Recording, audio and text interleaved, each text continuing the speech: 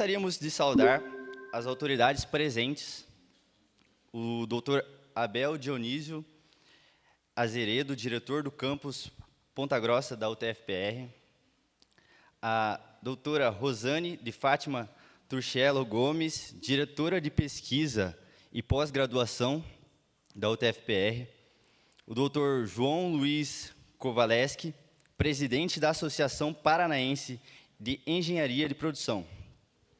Também fazem presente Jaqueline Matos, de São Paulo, Eva Barros Miranda, de Toledo, Isabelle Cristina de Souza Baldo, mestranda da UTFPR Pato Branco, José Cláudio Vieira, doutorando da FUCAP, Salvador, Bahia, Solange Aparecida de Oliveira Colares, doutorando da Unicentro, Guarapuava.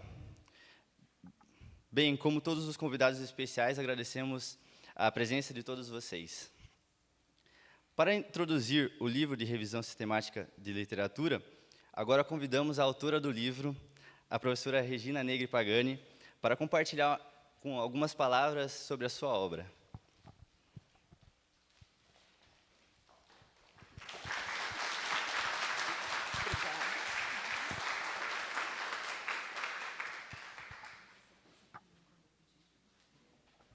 Bem, boa noite, queridos amigos, pesquisadores. Nem preciso dizer, né, que eu estou tão feliz de ver todos vocês aqui nessa noite. Muito bem.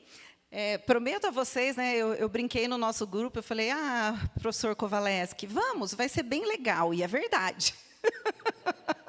Eu vou procurar não fazer desse evento assim algo tão maçante. Vou procurar fazer de uma forma mais descontraída possível. E pode passar, por favor? Mais uma vez. Isso. Bem, então, falando um pouquinho de como começou o livro. Muitas pessoas me perguntam, mas e o que é Methode Ordinatio? Afinal, o que é isso, né? Para que serve? De onde que surgiu, afinal, isso? Methode Ordinatio foi um nome que eu fui lá, busquei e, na verdade, descobri bem recentemente que nós pronunciamos Methode Ordinatio, tá? Mas tudo bem. Então, como vocês podem ver ali, esse trabalho ele surgiu durante o meu doutorado. E, na época, eu havia acabado de assumir aqui na UTFPR como professora, como que a gente diz, professora efetiva, muito obrigada. Obrigada, Binho. E imagine, quando você entra numa universidade, você tem o estágio probatório. E aí, durante o estágio, as pessoas te passam, né, teus coordenadores te passam todas as disciplinas possíveis que existem, muda de semestre para semestre, e mais aquela pressão de você ter que fazer um doutorado. Então, eu assumi a função, né, de professora do magistério superior, e já comecei a fazer o doutorado, e aí, junto com isso, também algumas outras atividades. Então, eu sou muitíssimo grata ao professor João Luiz Kovaleski, que está ali, por favor, dá um tchau. O professor João Luiz Kovaleski, nós costumamos dizer no nosso grupo de pesquisa, né, que ele é o nosso orientador, pai, amigo, enfim, mentor. Por vezes, a gente se perde por aí, né, enfim. Mas ele é uma pessoa a quem eu sou muito, muito grata. Ele nem me conhecia e disse, não, eu oriento você no doutorado. Nem sabia exatamente quem eu era. Enfim, e deu muito certo. E eu também sou muito grata ao professor Luiz Maurício Rezende, que foi o meu orientador no mestrado e também foi meu co-orientador no doutorado. Então, nós três juntos desenvolvemos uma metodologia de revisão de literatura. Mas, então, o que é exatamente isso? Quando você vai escrever um trabalho científico, um TCC, né, um trabalho de conclusão de curso, ou uma dissertação, ou uma tese, você precisa selecionar alguns artigos para que façam parte desse trabalho. E quando eu fiz o meu mestrado, era mais fácil porque você fazia essa seleção de forma subjetiva, de forma aleatória. Você escolhia os artigos conforme, esse aqui, esse, tá bom, dá para sair uma dissertação. Mas quando eu fui para o doutorado, já não era mais assim, né? Entre o mestrado e o doutorado houve um certo, digamos, uma lacuna aí de tempo. E havia, nesse período de tempo, crescido muito o número de publicações científicas, assim também como as revistas. E fazer a seleção do material científico, né, o material correto, perfeito, adequado, não era uma tarefa muito simples. E, principalmente para mim, que era a professora em estágio probatório, ministrando inúmeras disciplinas, né? E o professor Luiz Kovaleski, que já era o meu orientador, ele disse, venha trabalhar ali na DIREC e vá trabalhar com o Ciências Sem Fronteiras. E aí os alunos corriam atrás de mim noite e dia. Então, não era uma tarefa muito fácil selecionar esses artigos.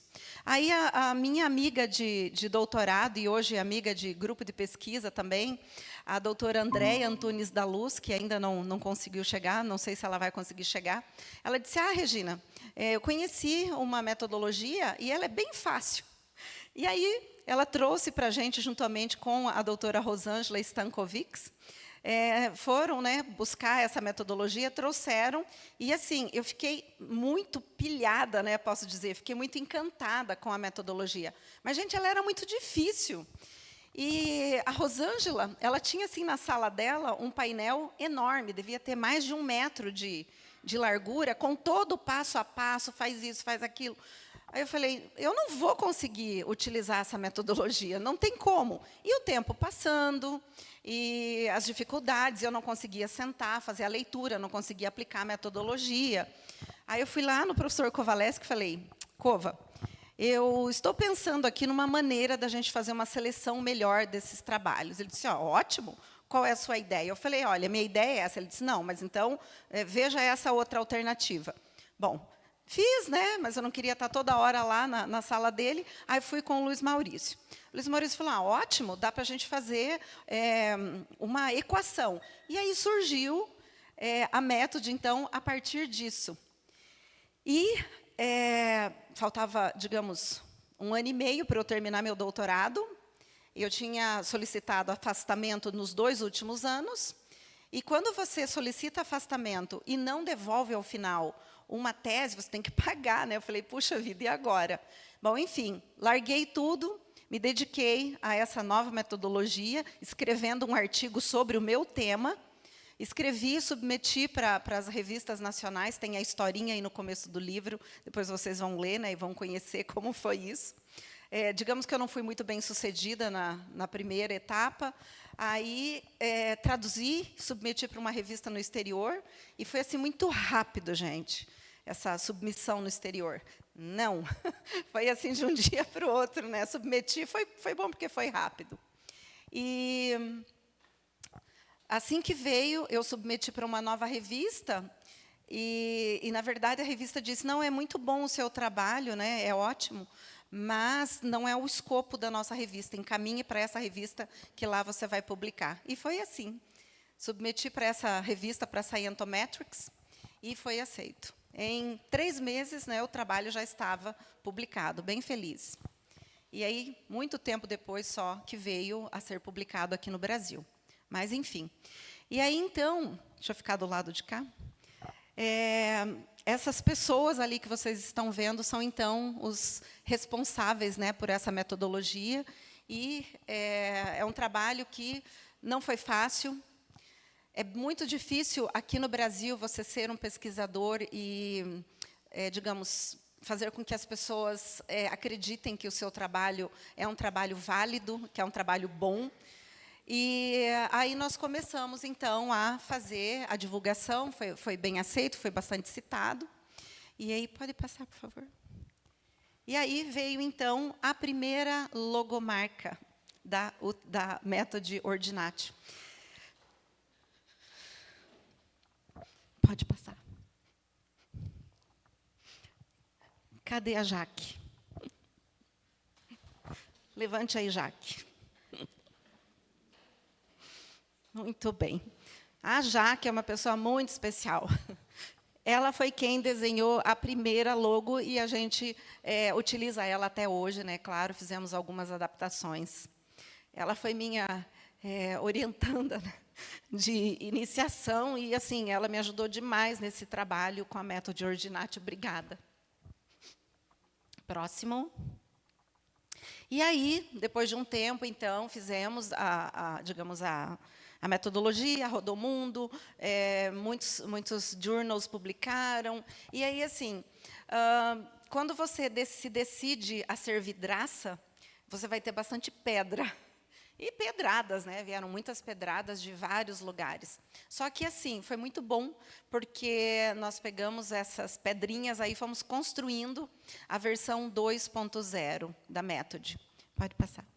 E nessa versão 2.0, então, nós passamos a contar com o acréscimo dos pesquisadores. O professor Bruno Pedroso, ele é doutor livre docente. Livre docente significa que ele tem mais de 3 pós-doutorados, né? Hoje, na verdade, ele já tem 5 pós-doutorados.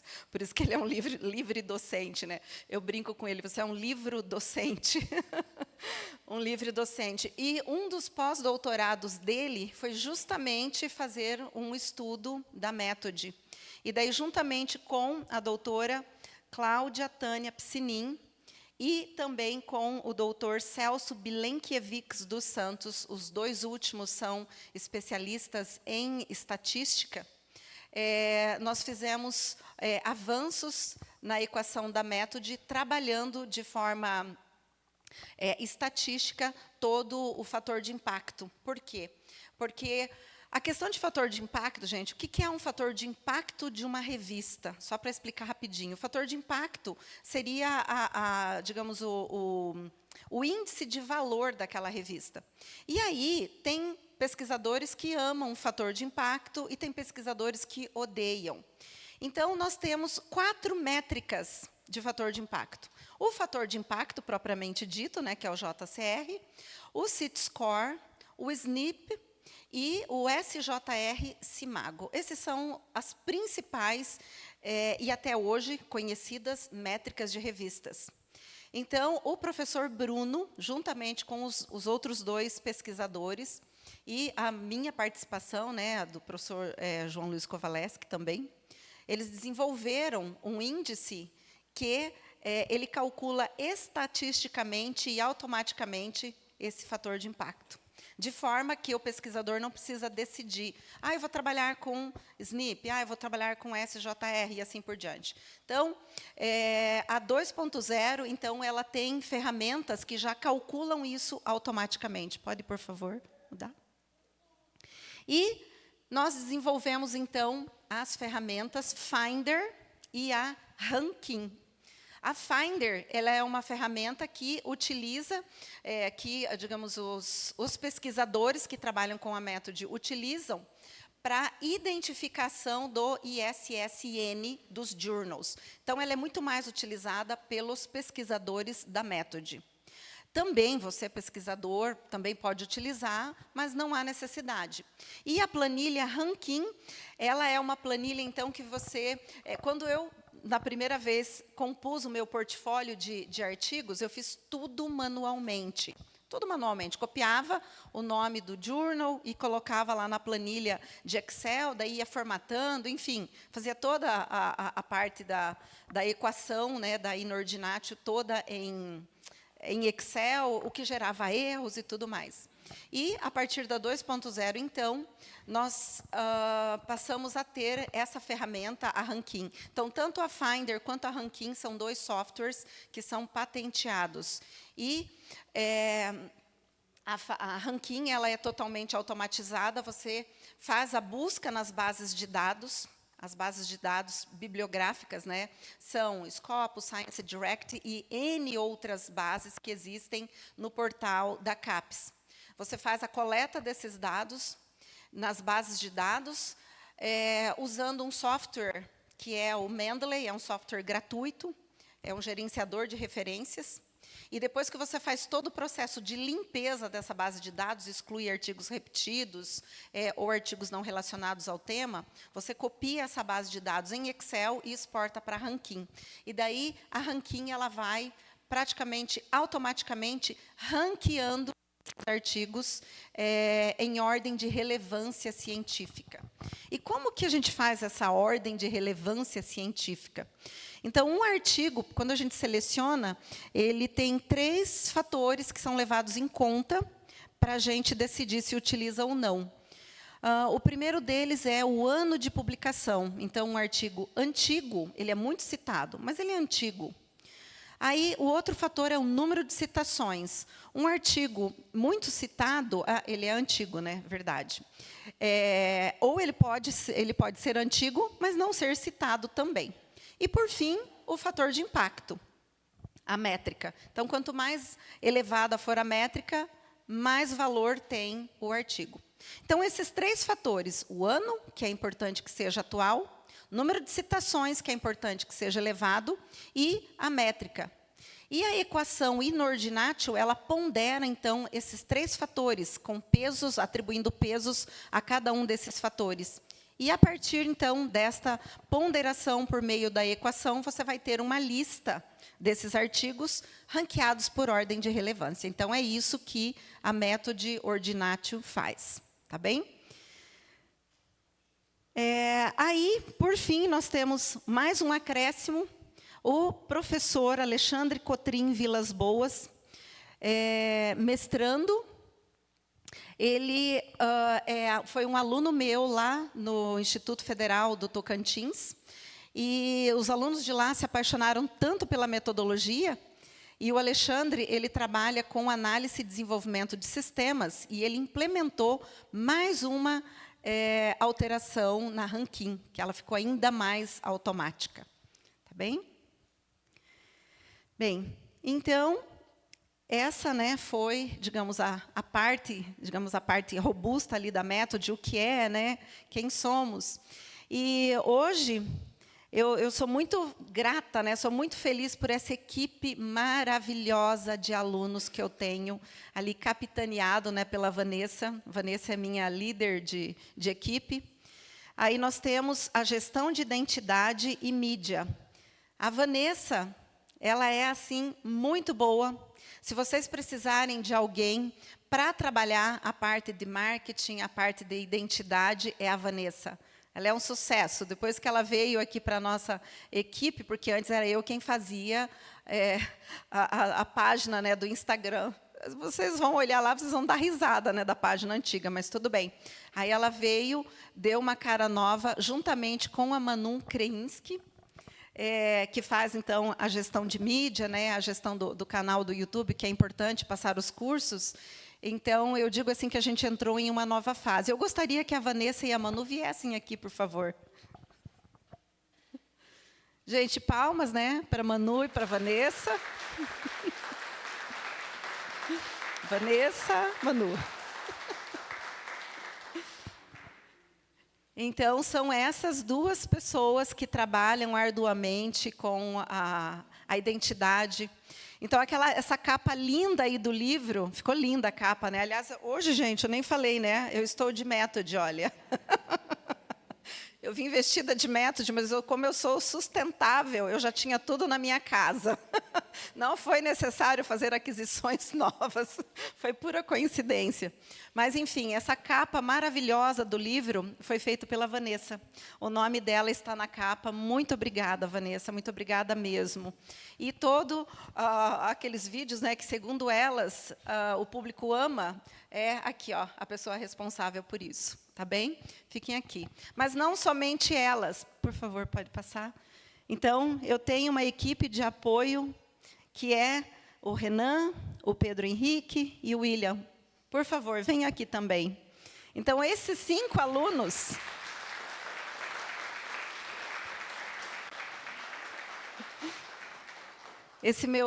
o meu Dream Team, né? Eu costumo dizer lá em casa para o meu marido. Às vezes, não necessariamente Dream Team, né? Às vezes falo os meus funcionarinhos, né? Mas com muito carinho, muita alegria. Gente, eles não trabalham só com a Method. Na verdade, eu tenho 3 projetos. 2 projetos de extensão e 1 projeto de iniciação científica. E eles se alternam e eles se ajudam, um ajuda o outro. Ora está todo mundo trabalhando com coisas da Method, ora está todo mundo trabalhando com material do Creative. Então, eu sou muito grata a vocês, porque vocês realmente assim vieram ali, encararam e deram assim uma cara muito nova. Eu não vou esquecer do Arthur, né, Arthur? O Arthur, quer vir aqui? Venha, por favor. O Arthur trabalhou conosco ano passado, esse ano ele está em outros voos, né? Mas foi também alguém muito relevante.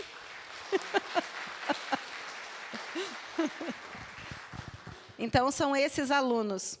E não sei se a professora Rosane está... a professora Rosane tinha um compromisso, mas, assim, eu muitas vezes perturbo muito a professora Rosane, o professor Luciano, perturbo lá em Curitiba, mas é porque eu quero muito garantir que esses alunos tenham a bolsa deles, porque eles fazem um trabalho muito diferenciado e eu sou muito grata a vocês e reconheço o valor de vocês. Muito obrigada a todos vocês. Podem sentar.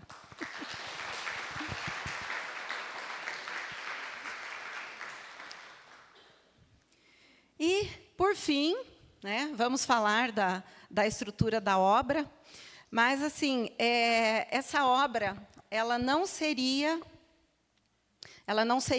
o que ela é se não fosse pelo grande apoio que eu tenho do meu grupo de pesquisa. Então, hoje, aqui, representando o meu grupo de pesquisa, e, assim, claro, os orientandos vêm e vão, mas representando o grupo de pesquisa, eu tenho o professor Kovaleski, por favor, fique em pé, por favor. O Adriano, por favor, meu colega, meu amigo, e o professor Gilberto Zamar. E está aqui faltando a professora Andréia. Muito obrigada. Oi?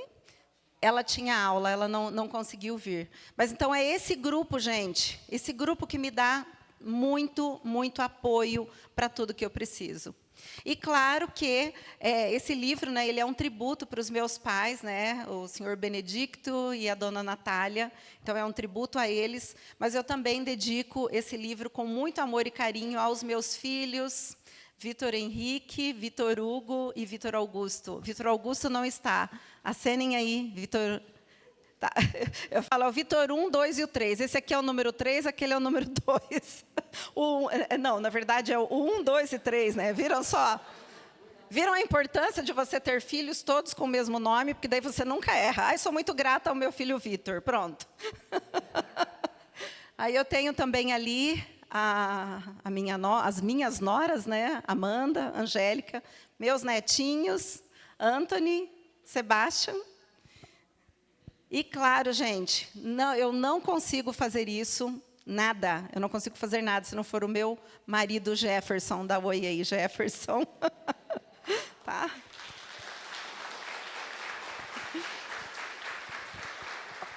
E, claro, a toda a minha família, meus primos que vieram de São Paulo, o Juca, a Cris, dá oi aí. E toda a minha família que não pôde estar aqui. Um beijo para vocês. Para vocês, todo o trabalho, todo o amor e carinho. Muito obrigada. E, claro, todos os meus amigos, minha amiga Marilise, que chegou agora, minha amiga Eliane, que veio de Curitiba só para estar aqui, e também os pesquisadores que vieram de fora para ver a apresentação desse livro. Bom, deixa eu ver se agora eu consigo fazer alguma coisa que vale a pena vocês estarem aqui, né? Então, vamos falar da obra, né? Então, a estrutura da obra. O que contém esse livro, afinal, né? Claro que aqueles que não vão usar na pesquisa, entre um capítulo e outro, vocês vão encontrar algumas historinhas ali, algumas coisas, né, que vão valer a pena para vocês. Para os pesquisadores que vão trabalhar, tem bastante conteúdo muito relevante. Então, no primeiro capítulo, eu trago para vocês revisões não estruturadas, né? Mas por que eu trago isso? Porque, gente, nem todos os alunos conseguem trabalhar com uma revisão sistemática de literatura. Nem todos têm tempo para trabalhar com uma revisão sistemática. Então, às vezes, você está ali fazendo um TCC e, professora, não vai dar tempo de fazer. Tudo bem. Mesmo assim, você precisa justificar. Então, como que eu vou justificar? Então, o livro traz ali um guia para você de como você vai, qual tipo de revisão você vai utilizar, digamos, uma revisão mais rápida, né?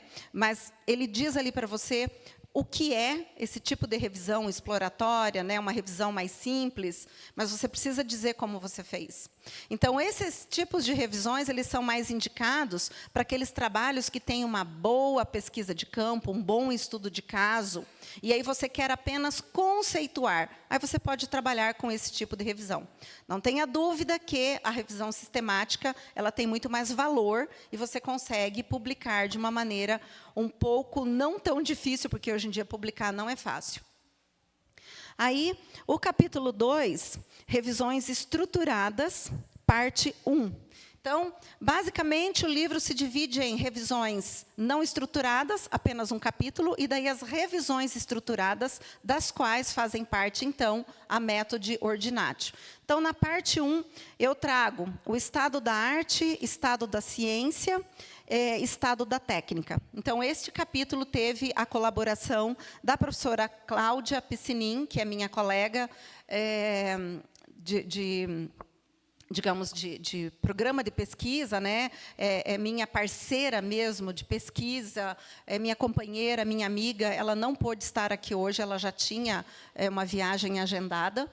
E o professor Davi Nunes Rezende, que é um professor amigo também, lá da Universidade de Aveiro, em Portugal. Nós temos uma orientanda, né, em conjunto de doutorado, a Angélica, que não pôde estar hoje, porque também está lá no Rio Grande do Sul, né, com as dificuldades de locomoção que a gente já conhece.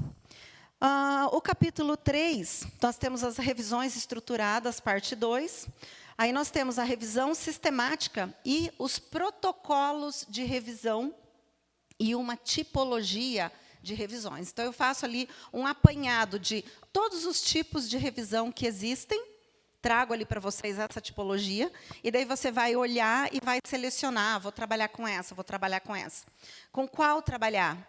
Aí vai depender de onde você quer publicar, depende do seu tipo de trabalho, como também depende do estágio da pesquisa em que está. Então, nessa tipologia, eu trago ali sugestões de: olha, professora Regina, eu estou começando a minha pesquisa. Com qual revisão eu posso trabalhar? Então, eu trago essas sugestões ali de quais que você pode utilizar em cada estágio da pesquisa. Porque eu não recomendo você já começar, entrou no doutorado agora, já vai fazer uma revisão sistemática. Calma. Você nem sabe ainda sobre o que você vai pesquisar. Você nem conhece ainda direito o seu tema. Então, não dá para já sair fazendo uma revisão sistemática. Então, primeiro você tem que explorar o seu tema. Então, em que nível, né, em que etapa eu devo fazer essa escolha? Eu trago essa sugestão para você ali. No capítulo 4, então, eu abordo a métode ordinatio, metodologia para revisão sistemática de literatura. E esse capítulo, então, ele conta com a participação do professor, né, doutor João Luiz Kovaleski, meu orientador querido, e o professor Luiz Maurício Rezende, também meu orientador querido e meu co-orientador no doutorado. E, assim, nesse capítulo ainda, eu também começo a abordar a questão da inteligência artificial. Porque, professora, até agora você não falou nada de inteligência artificial do livro, né? Então, começa ali, tá? E por que eu resolvi colocar, se tem, né? Tem trabalhos que tem pesquisadores que falam mal, tem pesquisadores que falam bem. Digo para vocês, a inteligência artificial generativa, ou as inteligências, né?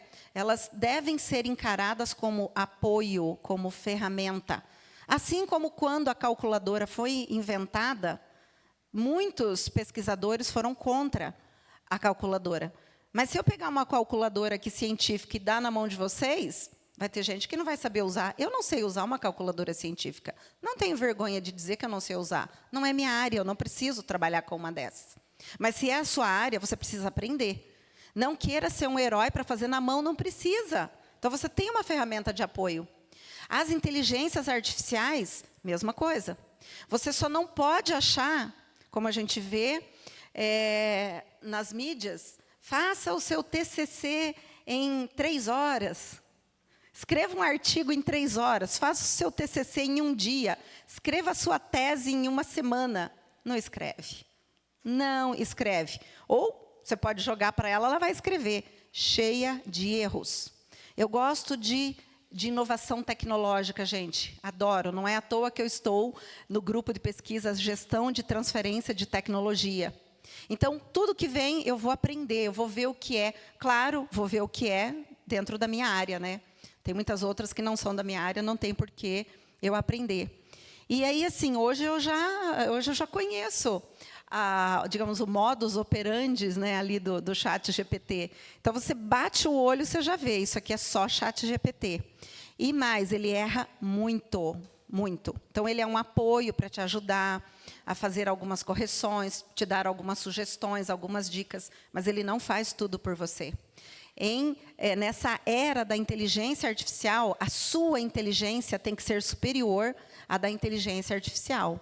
Como assim, professora? Não, você tem algumas coisas ali dentro da sua área que você vai saber mais do que a inteligência artificial. Ela vai ser um bom apoio, mas ela não vai fazer tudo. Então, ali dentro, nesse capítulo, vocês já vão encontrar alguns prompts, alguns atalhos, né, para ajudar você na construção da sua revisão. Mas você não vai encontrar nenhum tutorial dizendo, ó, joga ali que você faz tudo, que ele vai fazer tudo sozinho. Não tem, nem na minha obra, e quem diz que existe, não vá nessa, não existe, tá bem? Aí, no capítulo 5, parte 1, a gente começa ali, então, com a leitura. Bem, então, depois que eu selecionei todo esse material, agora vem a parte da leitura. E esse é o grande diferencial da Métode, que até hoje não existe no mundo. Eu falo sem o menor constrangimento. Não existe metodologia que constrói um portfólio para você, sem que você precise ler, mas com recursos científicos. Você selecionou todo o material, agora você pode sentar e ler tranquilamente. Antes da Métode, você selecionava, e aí você tinha que sentar e ler, para só depois você dizer, esse é o meu portfólio. Mas aí você gastou, sei lá, quanto tempo. E assim, será que você leu tudo? Será que o que você leu era relevante? Não tinha como saber. Então, no pós-Métode, tem como você saber se ele é relevante ou não, e por que ele é relevante ou não. Inclusive, os principais autores também, a Métode já traz para você, e geralmente eles estão entre os 20 e 30 primeiros. Tá bem? E aí, então, depois dessa seleção, você vai fazer a parte da leitura. E essa leitura, então, essa parte 1, que é a parte de bibliometria, que é um estudo mais quantitativo, mas ele também pode ter aspectos, né, de análise de conteúdo e qualitativos. Eu contei, então, com a participação do professor Bruno Pedroso e do doutor Celso Bilenkiewicz. Nessa bibliometria, eu digo para vocês mais ou menos não, né? Eu digo para vocês como fazer uma bibliometria e listo ali as ferramentas tecnológicas para a realização dessa bibliometria. Claro que eu não ensino como fazer. Por que não, professora? Eu digo as ferramentas, elas mudam, gente, dia após dia. Às vezes você entra hoje para usar, quando você vai entrar amanhã, ela já está diferente, porque algumas são ferramentas open source, né, que a gente fala, que qualquer um pode entrar e sugerir mudanças, então elas mudam muito. E a parte 2 é a análise de conteúdo. Essa análise de conteúdo, ela é o coração do seu trabalho, de qualquer trabalho.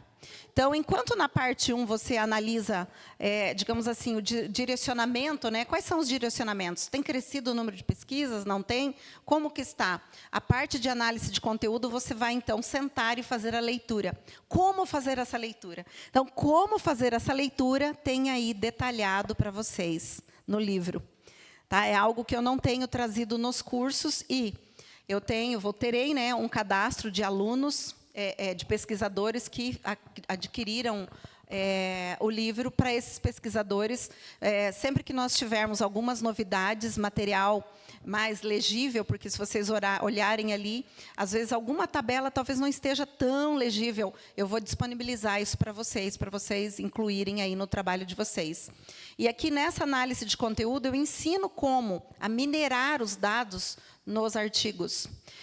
E eu dou também ali algumas ferramentas, né? Eu chamo de ferramentas, que são os protocolos de leitura, com todos os clusters de informação que vocês irão buscar nesses artigos para vocês comporem, então, o trabalho de vocês. Tá bem? No capítulo 7, eu indico bases de dados para a sua pesquisa. Eu trago ali um tutorial. Eu sou da área de arquitetura. Quais bases de dados eu devo utilizar? Tem ali a sugestão. Eu sou da área de biologia. Tem lá a sugestão. Medicina, tem lá a sugestão. Claro que elas não são, digamos assim, de ultimate, né?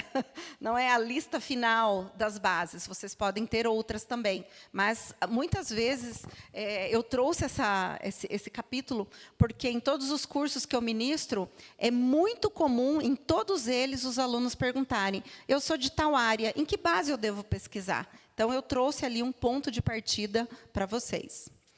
E o capítulo 8, ferramentas para a sua pesquisa, eu elaborei com o apoio, né, do professor Bruno Pedroso e da professora Lilian Schreiner Módulo. Lilian, muito obrigada, você não pôde estar aqui, mas eu estou muito feliz com a sua participação no capítulo. Tá? A Lilian, ela é uma pesquisadora da USP, e ela contribuiu bastante, né, para o direcionamento dessas ferramentas. E as considerações finais. Nos apêndices, eu trago um esqueleto, né, uma estrutura genérica para você elaborar um artigo científico. Então, eu quero escrever um artigo. Professora, por onde eu começo? Então, eu dou essa estrutura, eu trago essa estrutura ali para vocês, e descrevendo em cada uma das partes da estrutura o que é que deve conter. Então, o que deve conter na introdução, na metodologia, no referencial, enfim, trago ali para vocês. Lembrando que, a depender da revista, a estrutura muda. Então, sempre você precisa analisar para qual revista eu vou submeter, qual é a estrutura exigida. Mas essa é uma estrutura genérica que, inclusive, nós utilizamos no Combrepro, né, que é o nosso Congresso Brasileiro de Engenharia de Produção, que já está na 13ª edição, 14ª esse ano. E amanhã teremos uma reunião, né, sobre isso, para a gente definir o próximo evento, mas já temos aí a temática, em breve vamos lançar para vocês, mas digo com muito orgulho que o Combrepro ele está sempre adiante, sempre à frente, com temas muito modernos. E temos aí artigos muito bons. Então, aqui já tem uma dica para vocês escreverem o seu artigo para o Combrepro.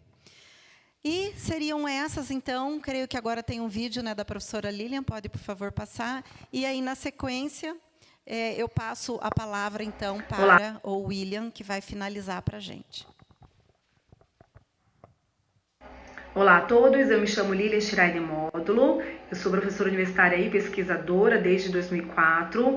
Eu tenho a minha formação de base em desenho industrial pela Federal do Amazonas, uma pós na área de educação pela Laureate e um mestrado e doutorado em administração pela USP. Eu atuo na área de pesquisa e educação profissionalmente desde 2004, seja em sala de aula ou em grupos de pesquisa, tais como os da CAPES, FAPESP, CNPq e NEP. Tive a honra de conhecer a Regina em um congresso em Nancy, na França. Desde então, nós temos reforçado, estreitado nosso relacionamento profissional e pessoal. E agora estou aqui como coautora em um capítulo sobre ferramentas para pesquisa, tais como sistemas de busca bibliográfica, softwares de gerenciamento de referências, plataformas de análise textual e bibliométrica.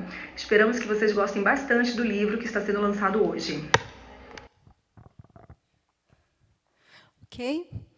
Então, é isso. Essa é a minha parte da apresentação. Agradeço a todos e todas que estão aqui hoje. Muito obrigada pela presença de todos vocês, do fundo do coração.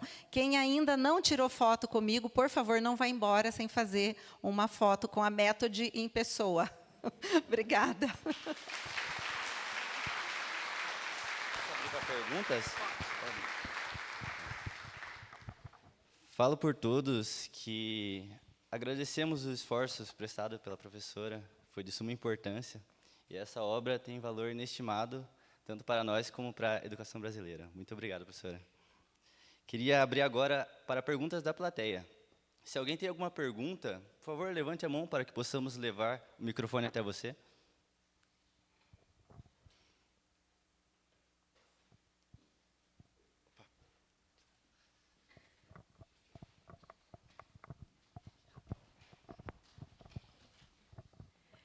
Primeiro, parabéns, Regina, pela sua obra, e pela exposição dela para nós. Eu tenho uma pergunta sobre um dos seus capítulos. Eu ainda não li o livro, mas eu percebi hoje que você fala sobre a inteligência artificial, principalmente a IA generativa. E aí eu queria entender, assim, mais simplificado, né, como que você adicionou nesse contexto na sua busca. Né? Assim, não precisa ser nada técnico, mas só para eu entender. Obrigada. Muito obrigada, professora Marcela, pela presença e pela pergunta. Então, a IA ela pode te auxiliar nas diversas etapas. Quando você começa a sua pergunta, desde o primeiro momento, por exemplo, eu quero fazer uma pesquisa sobre miscanthus. É uma palavra aí que tem uma história na minha vida. Não sei o que é miscanthus. Aí você joga lá no chat GPT e pergunta para ele o que é miscanthus. Então, ele vai responder para você. No mesmo formato que, por exemplo, uma Wikipédia. Aí, se você quiser referências bibliográficas, você pede para ele. Nem todas as referências que ele vai te dar, elas serão válidas, algumas não são verdadeiras. Tá? Então, por exemplo, às vezes você comenta, mas essa referência que você passou não existe. Ele disse, me desculpe, eu achei que poderia te ajudar. Só para vocês entenderem o que acontece. Algumas referências, por vezes, são válidas. Então, ele vai te dizer mais ou menos o que é o tema. Na sequência, por exemplo, eu quero fazer uma combinação de palavras-chave, que pode ser chamado de string, de pesquisa, ou ainda sintaxe, para busca. Aí você pode perguntar, será que você poderia, por favor, e eu sempre sou polida com a inteligência artificial, eu peço por favor, poderia, né? Por quê? Porque a gente está ensinando ela também, então temos que ensinar a ser polida. Será que você poderia, por favor, me auxiliar a fazer combinações de palavras para este tema de pesquisa? E daí ele vai te dar algumas combinações. Nem todas são válidas também. Você vai olhar e diz, não, mas não era isso que eu queria. Daí você tem que refazer a busca. E aí você também pode pedir para ela acrescentar operadores booleanos. Você poderia, por favor, elaborar ou strings de pesquisa ou combinações de palavra-chave utilizando os operadores booleanos. Aí você pode dizer quais operadores booleanos você quer que eu utilize. Ele vai fazer para você. Só que aí você pega essas combinações e você vai analisar se elas são válidas ou não. Em geral, eu diria assim que 50% das combinações elas são válidas. E aí você vai testar isso na base de dados. Então, para começar, esse seria, digamos, uma forma da inteligência artificial ajudar você com a metodologia.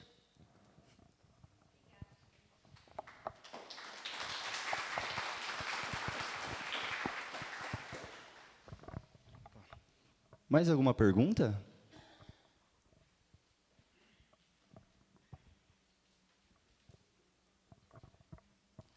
Se não tiver, podemos dar procedimento.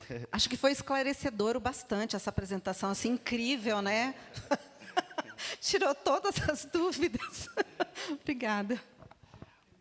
Então, agora convidamos a todos para uma sessão de autógrafos que ocorrerá na mesa aqui à frente. Peço, por favor, por gentileza, que organize uma fila para que todos possam conseguir o seu autógrafo. Muito obrigado. E fotos, isso.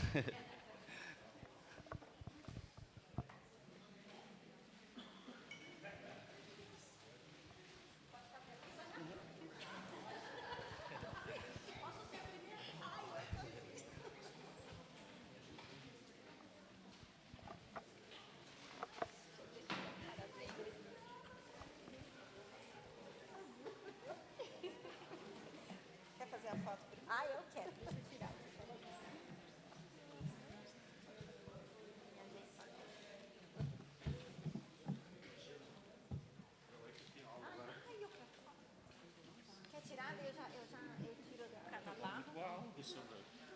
sou usuária do teu método. Eu sei.